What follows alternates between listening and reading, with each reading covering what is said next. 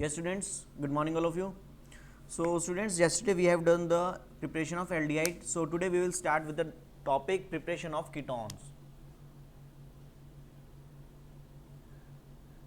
Preparation of ketones. So, let us see, students.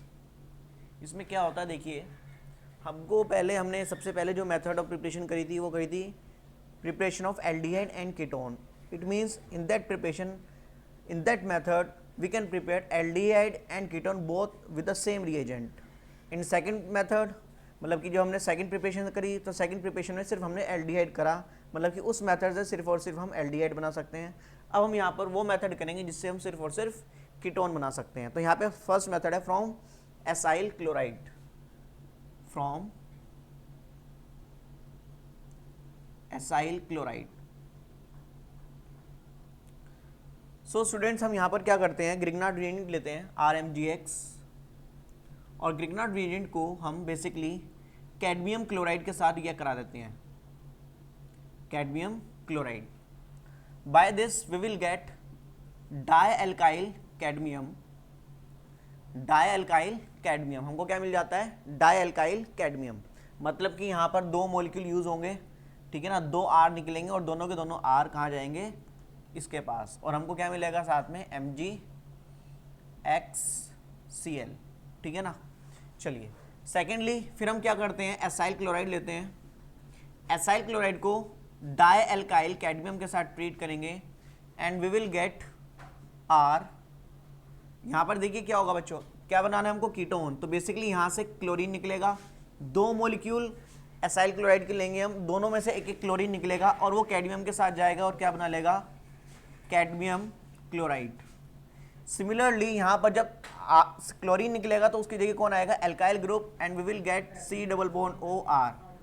To molecule of ketone हमको मिलेंगे. Is it clear. Now second one is from nitrile. From nitrile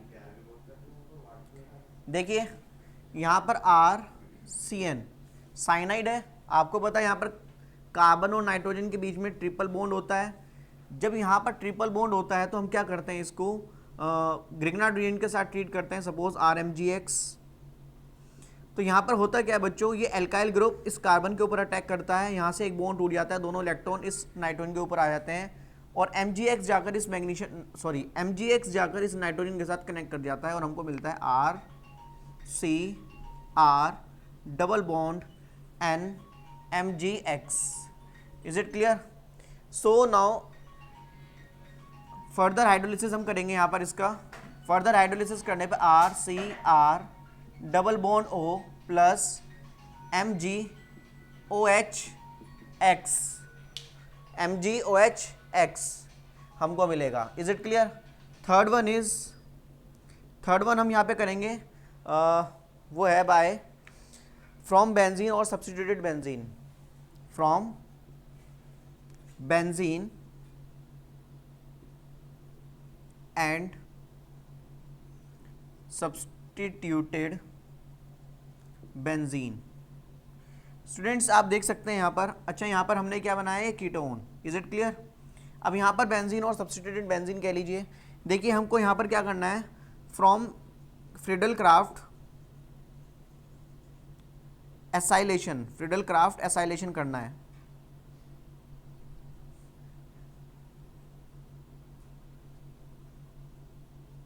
Friedel Crafts acylation. In this reaction suppose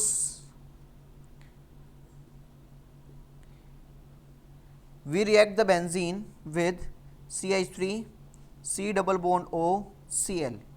तो यहाँ से क्या होगा बच्चों, benzene के ऊपर किसी एक कार्बन से हाइड्रोजन निकलेगा और यहाँ से क्लोरीन रिएक्ट कर जाएंगे एक दूसरे के साथ, HCl निकल जाएगा. किसके प्रेजेंस में, एनाइड्रस AlCl3. तो यहाँ से Cl निकलेगा और यहाँ से H निकलेगा, HCl निकल जाएगा और ये कार्बन जाके इस बेंजीन के ऊपर कनेक्ट कर जाएगा and we will get C double bond OCl, sorry CH3. This is called acetophenone, और ये क्या बन गया आपका बेसिकली कीटोन. तो these are the three method by which we prepare ketone. These are the method of preparation of ketone. So now we will move to the physical properties. Physical properties. Students, physical properties में basically हमको aldehyde और ketone की physical properties पढ़नी है। आपको मैं बता रहा हूँ बच्चों, आप लोगों एनसीईआरटी से इसको रीड कर सकते हैं, पेज नंबर 357। यहाँ पर फिजिकल प्रॉपर्टीज़ लिखी हुई है, मैं आपको ऑरली बता रहा हूँ, ध्यान से सुनेंगे। Physical properties of aldehyde and ketone. देखिए बच्चों, जो एल्डिहाइड होते हैं और कीटोन्स होते हैं, इनके सबसे पहले हम बात करते हैं बॉइलिंग पॉइंट की। Boiling point of aldehyde and ketones is higher than ethers and hydrocarbons. मतलब कि यहाँ पर boiling point and melting point दोनों की बात कर लेते हैं। वो क्या होता है, ज़्यादा होता है किससे, is higher than aldehyde and ketone, is higher than, किससे ज़्यादा होता है, basically ethers and hydrocarbons of comparable molecular mass. अगर हम कंपेरेबल मोलिकुलर मास ईथर का और कीटोन का लें या एल्डिहाइड का लें, तो उनके अंदर एल्डिहाइड और कीटोन का जो है बॉइलिंग पॉइंट ज़्यादा होगा एज कम्पेयर टू ईथर या फिर कोई भी हाइड्रोकार्बन हो। कारण क्या है, बेसिकली जो एल्डिहाइड एंड कीटोन्स हैं, इनके अंदर क्या है, बेसिकली एल्डिहाइड एंड कीटोन, इनके अंदर बेसिकली कौन सी बॉन्डिंग है, डायपोल डायपोल इंटरेक्शन है। क्या है, डायपोल डायपोल इंटरेक्शन। और वहीं अगर हम बात करें ईथर या फिर हाइड्रोकार्बन में, इनके अंदर इंटरेक्शन है तो, लेकिन कैसी है, वीक फोर्स ऑफ अट्रैक्शन है, मतलब कि van der Waals force of attraction है। तो इसकी वजह से यहाँ पर वीक फोर्स ऑफ अट्रैक्शन होने की वजह से ईथर और हाइड्रोकार्बन्स में उनका बॉइलिंग पॉइंट बेसिकली थोड़ा सा कम होता है as compare to aldehyde and ketone. But aldehyde and ketone का जो बॉइलिंग पॉइंट है वो अल्कोहल के कंपेरेटिवली कम होता है। कारण क्या है, अल्कोहल के अंदर होती है basically hydrogen bonding and aldehyde and ketone having dipole dipole interaction. Is it clear? तो बेसिकली हमको ऑर्डर क्या मिलेगा, सबसे ज़्यादा बॉइलिंग पॉइंट अल्कोहल, उससे कम एल्डिहाइड, उससे कम कीटोन, उससे कम ईथर एंड सबसे कम हाइड्रोकार्बन। तो this is the order of boiling point. Is it clear? This is a decreasing order of boiling point. Is it clear students? चलिए, now we will move to the second property, that is solubility. Solubility of aldehyde and ketones. Aldehyde and ketones are soluble in water because they form hydrogen bonding with water. ये क्या करते हैं, basically hydrogen bonding बना लेते हैं water के साथ। Suppose मैं यहाँ पर एक कीटोन लेता हूँ और इसको मैंने वाटर के अंदर ऐड करा, तो यहाँ पर वाटर मॉलिक्यूल कुछ इस तरीके से होगा। तो ये ऑक्सीजन जो है ये हाइड्रोजन के साथ क्या बनाएगा, हाइड्रोजन बॉन्डिंग बनाएगा, क्योंकि यहाँ पे this hydrogen is connected with an electronegative element and this hydrogen come in contact with the another electronegative element, that is oxygen. So that is why the force of attraction is developed between this oxygen and hydrogen, and this interaction is called hydrogen bonding. Similarly, aldehyde also form hydrogen bonding with water like ketone. देखिए, तो यहाँ पर ये hydrogen bonding बना सकते हैं। So that's why aldehyde and ketones are soluble in water because they can form hydrogen bonding with water. Is it clear? So these are the physical properties of aldehyde and ketones. चलिए, now we will move to the next topic.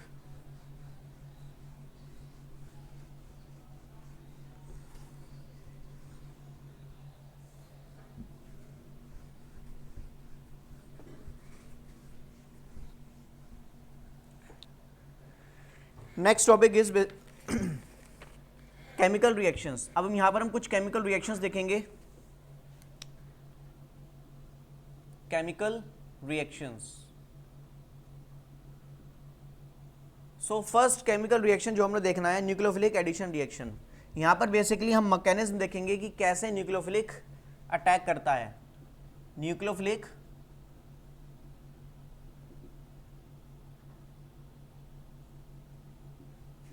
Addition reaction,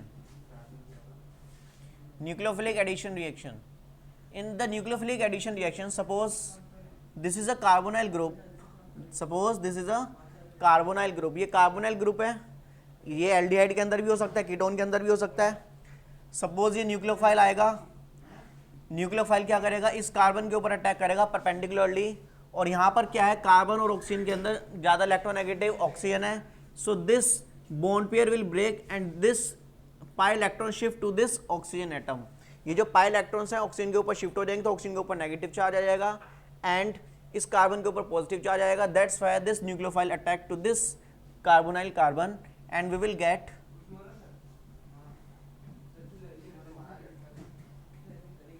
this. Is it clear? तो now अब हम इसका protonation करेंगे. Protonation हो गया, हमको मिलेगा बेसिकली यहाँ पर न्यूक्लियोफाइल है और यहाँ पर आ जाएगा OH group. Is it clear? तो this is a mechanism of, ये क्या है, मैकेनिज्म.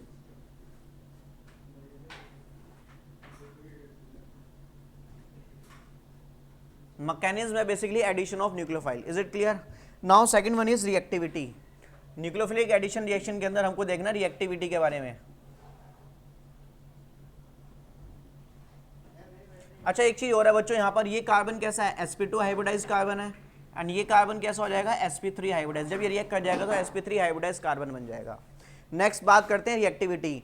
एल्डिहाइड एंड कीटोन में विच is more in aldehyde and ketone which is more reactive, हमको ये डिस्कस करना है. सो यहाँ पर देखिए, मैं आपके सामने एक एल्डिहाइड बनाता हूँ और एक कीटोन बनाता हूँ. तो ये कीटोन है और एक ये हमने बना लिया एल्डिहाइड. अब यहाँ पर देखो दो रीजन है जिसके अकॉर्डिंगली हम बता सकते हैं which is more reactive toward the nucleophilic addition reaction. Nucleophilic addition reaction में कौन ज़्यादा रिएक्टिव होगा वो हमको देखना है. So let us see. अब देखिए आप, हमने अभी न्यूक्लियोफिलिक एडिशन रिएक्शन का मैकेनिज्म देखा है. तो न्यूक्लियोफाइल कहाँ रिएक्ट करता है, कार्बोनाइल कार्बन पे. और कार्बोनाइल कार्बन पे क्यों अटैक करता है, क्योंकि that carbonyl carbon is that carbonyl carbon acquire positive charge, क्योंकि वहां पर क्या है, पॉजिटिव चार्ज है. दैट इज न्यूक्लियोफाइल की तरह काम कर रहा है. वो किसकी तरह काम कर रहा है, वो न्यूक्लियोफाइल की तरह, न्यूक्लियोफिलिक सेंटर की तरह, sorry positive charge, sorry electrophilic centre की तरह काम कर रहा है. किसकी तरह काम कर रहा है, ये इलेक्ट्रोफिलिक सेंटर की तरह, क्योंकि यहाँ पर पॉजिटिव चार्ज आएगा. तो यहाँ पे पॉजिटिव चार्ज होने की वजह से ये किसकी तरह काम कर रहा है, इलेक्ट्रोफिलिक सेंटर की तरह. तो इलेक्ट्रोफिलिक सेंटर पे कौन, यहाँ पर इसके ऊपर पॉजिटिव चार्ज होना है, तब जाकर ये इसके ऊपर अटैक करेगा. अगर ये पॉजिटिव चार्ज कम हो जाए तो न्यूक्लियोफाइल इसके ऊपर अटैक नहीं कर पाएगा. तो देखिए यहाँ पर बेसिकली ये है एल्काइल ग्रुप, और आप लोग जानते हो एल्काइल ग्रुप देता है प्लस आई इफेक्ट. ये दोनों एल्काइल ग्रुप क्या करेंगे, प्लस आई इफेक्ट देंगे.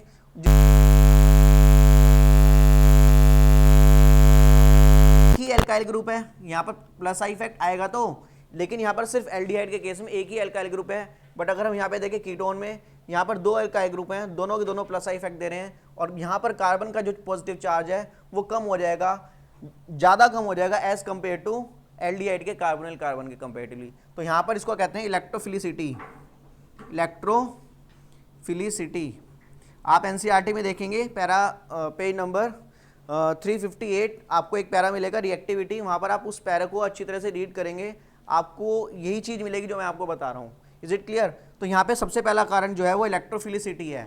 तो यहाँ पर कार्बोनाइल कार्बन की इलेक्ट्रोफिलिसिटी क्या हो गई, कम हो गई as compare to aldehyde. So that is why aldehyde is more reactive than ketone.